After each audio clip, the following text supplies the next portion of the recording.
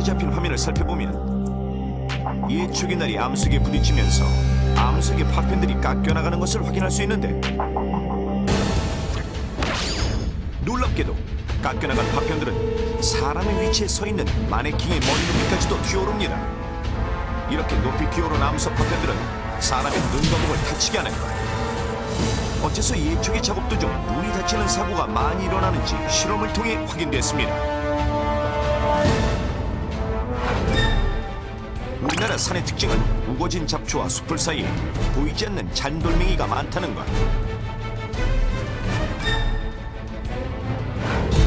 그래서 이번엔 우리나라 산과 비슷한 환경을 만들고 예초기를 돌려보겠습니다. 이제 돌아가기 시작하는 예초기. 서서히 잡풀더미가 예초기로 다가옵니다. 그 순간 순식간에 잘려나가는 잡풀들. 그런데 이게 웬일입니까? 잡풀 속에 숨어있던 잔돌멩이들이 예초기 날에 부딪혀 이리저리 튀어오르고 있습니다.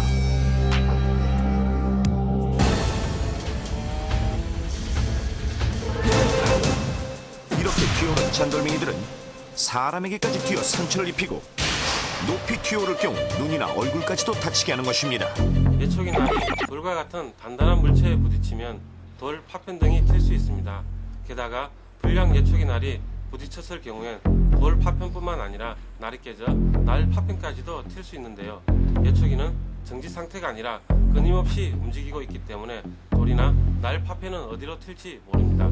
특히 눈의 각막과 같은 약한 부분은 작은 티끌로도 상처를 입을 수 있는 데다가 대개의 경우 눈에는 보호장구도 착용하지 않기 때문에 돌이나 날 파편이 튀었을 경우엔 심각한 상처를 입고 심하면 실명까지도 이를 수 있습니다. 예측의 날 중에서도 가장 흔히 쓰이는 것이 바로 일자날이라고도 불리는 일체형 이도날. 상대적으로 안전하다고 알려진 관절형 날에 비해 일체형 이도날을 선호하는 이유는 무엇일까요?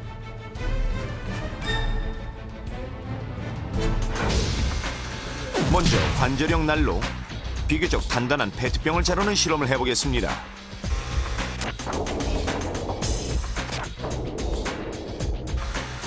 과연 어떻게 된 걸까요?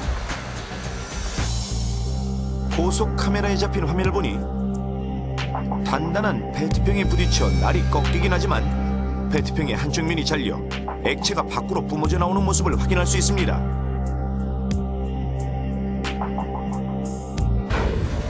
이번엔 일체형 이도날.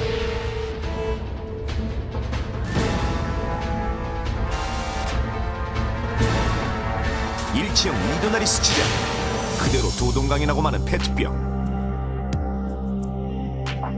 일체형 이도날의 위력 정말 어마어마합니다.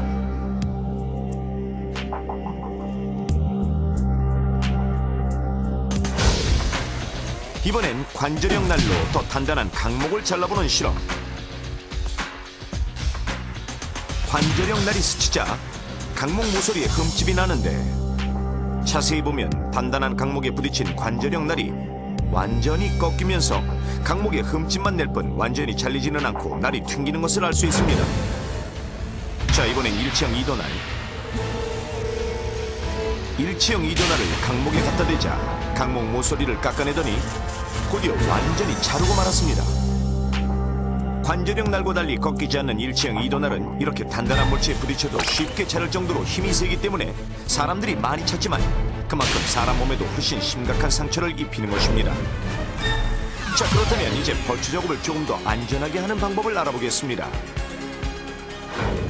먼저 예초기는 물론 날을 구입할 때는 안전검사를 받은 제품인지 꼭 확인하십시오.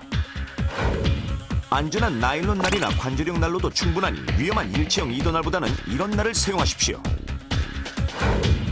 예초기를 사용할 때는 보호 마스크와 보호 장갑, 무릎 보호대는 필수.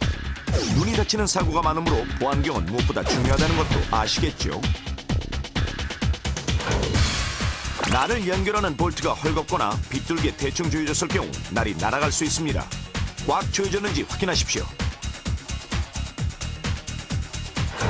튀는 돌 등을 막아줄 수 있는 안전 커버는 반드시 달고 작업하십시오. 예초기 사용 중 돌이나 날 파편 등이 튀면 사용자는 반사적으로 예초기를 들게 돼 이로 인해 주위에 있는 사람들이 다치는 사고도 발생합니다. 예초기를 사용할 때는 반경 15m 내에 사람이 없는지 반드시 확인해야 합니다. 경사면에서 작업할 경우 위에서 아래로 향한 작업은 불안정한 자세로 작업을 해야 하므로 넘어지면 예초기 날로 인한 2차 사고가 발생할 수 있습니다. 경사진 곳에서는 작업 방향을 낮은 곳에서 높은 곳으로 작업하십시오. 자풀이 날에 엉켜 작동을 멈췄을 때 맨손으로 자풀을 제거하려다가 다시 날이 돌아가면서 손가락이 잘릴 수 있습니다. 날의 스위치를 끄고 시동 끄고 장갑 낀 손으로 엉킨 풀을 빼내십시오. 이렇게 안전하게 예초기를 사용해도 또 하나 주의해야 할 것이 있으니 그것은 벌초 때마다 찾아오는 벌의 위협.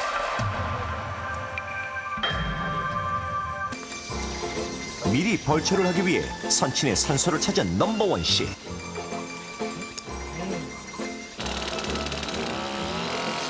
날카로운 칼날의 잡초가 시원스럽게 깎여나가고 조용하던 산은 넘버원 씨의 벌초하는 소리로 떠나갈 듯합니다.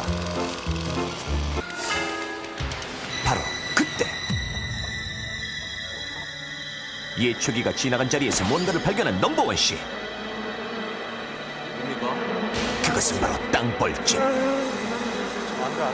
호기심이 발동한 넘버원 씨의 위험천만한 행동. 넘버원 씨는 점점 손을 뻗치기 시작하는데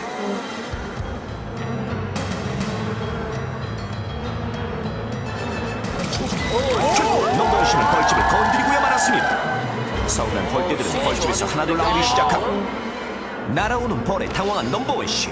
잘못하다가는 목숨까지 잃을 수도 있는 위기 상황. 과연 벌에 쏘이지 않기 위해 넘버원 씨가 취해야 할 행동은 무엇일까요? 1번, 개울이나 웅덩이 등 물속으로 뛰어든다.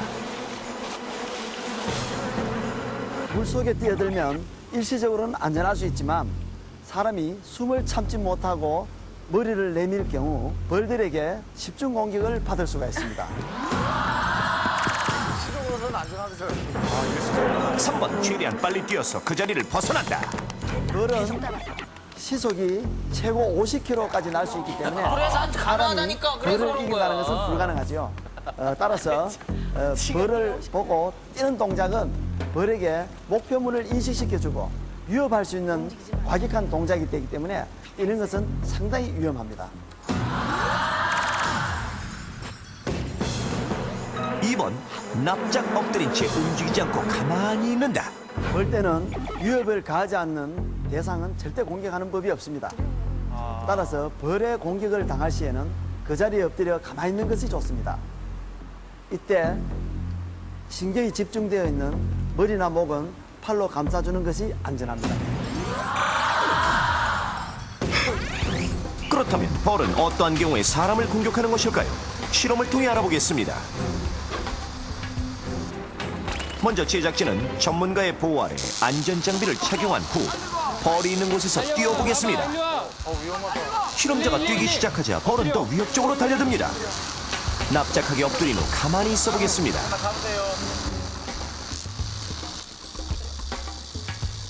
실험자가 움직이지 않고 가만히 있자 벌이 차츰 다른 곳으로 날아가기 시작합니다. 이제는 거의 벌을 볼 수 없습니다. 자극하지 않고 가만히 있으면 벌은 공격하지 않는다는 것을 알 수 있습니다. 그렇다면 어떤 것이 벌을 자극할까요?